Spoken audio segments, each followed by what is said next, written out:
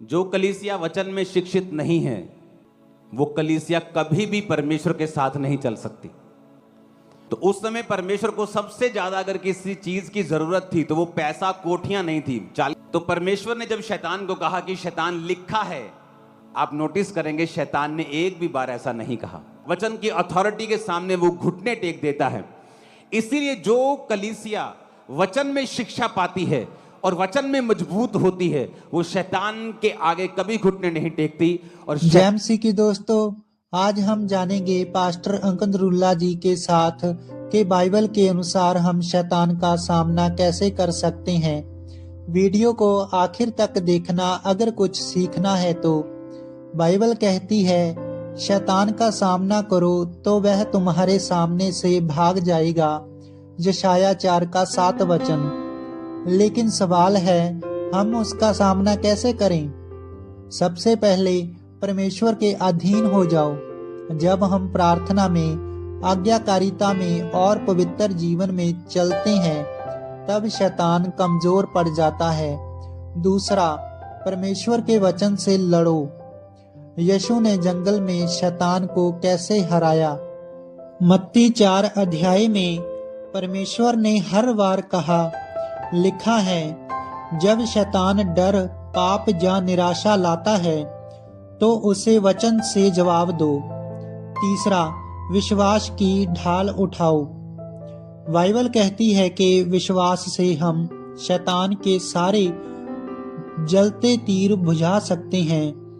फिलिप्पियों 6 का 16 वचन में लिखा है जी।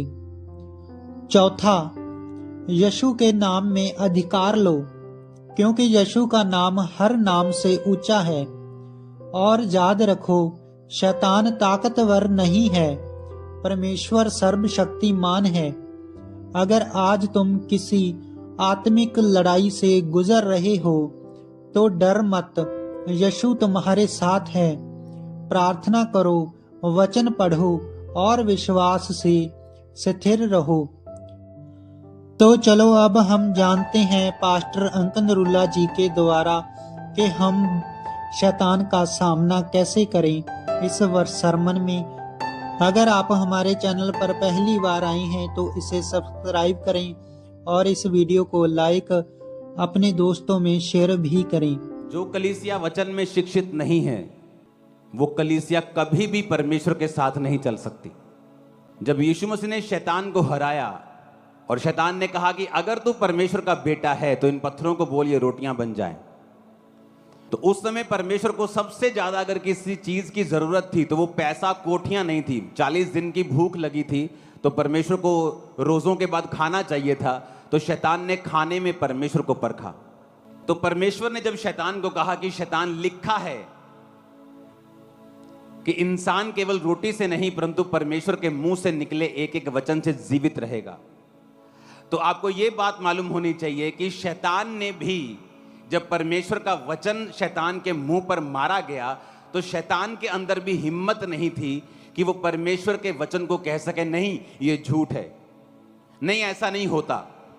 आप नोटिस करेंगे शैतान ने एक भी बार ऐसा नहीं कहा। उसने क्यों ऐसा नहीं कहा? क्योंकि शैतान भी ये बात जानता है कि परमेश्वर के वचन की अथॉरिटी का सामना शैतान कभी नहीं कर सकता। जिसके पास अगर परमेश्वर का वचन है और उसने अपने दिल में उसे अपना लिया है और वो उस वचन को पानी देता और उसकी रक्षा करता है और समय पर बहकता नहीं है, तो वचन ये कहता है कि शैतान उस व्यक्ति का सामना कभी नहीं कर सकता और उसके ऊपर अपना अधिकार कभी नहीं रख सकता। एक कलीसिया जिसमें चंगाई का काम होता हो लेकिन वचन की शिक्षा ना हो हो सकता है वो लोग अपने चमत्कार को तो पालें लेकिन शैतान से हार जाएं। क्योंकि जब शैतान परमेश्वर के सामने आया तो यीशु मसीह ने यह नहीं कहा कि शैतान थोड़े दिन पहले आकाशवाणी हुई थी, जब मैं बपतिस्मा लेकर पानी के ऊपर आ रहा था तो मेरे ऊपर शारीरिक रूप में पवित्र आत्मा उतरा था।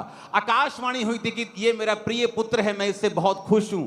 बहुत लोगों ने उसे, मैंने सुना, दूतों ने सुना, चेलों को लगता था, किसी को तब चेले नहीं थे तो दूसरे लोगों को लगा होगा, लेकिन परमेश्वर ने ऐसी कोई बहस उससे नहीं की।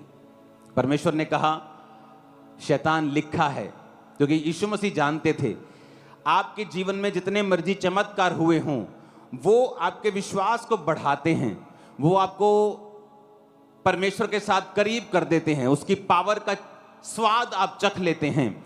लेकिन शैतान को हराने के लिए चमत्कार जरूरी नहीं है, शैतान को हराने के लिए परमेश्वर का वचन जरूरी है, क्योंकि वचन का सामना वो कभी नहीं कर सकता। वचन की अथॉरिटी के सामने वो घुटने टेक देता है।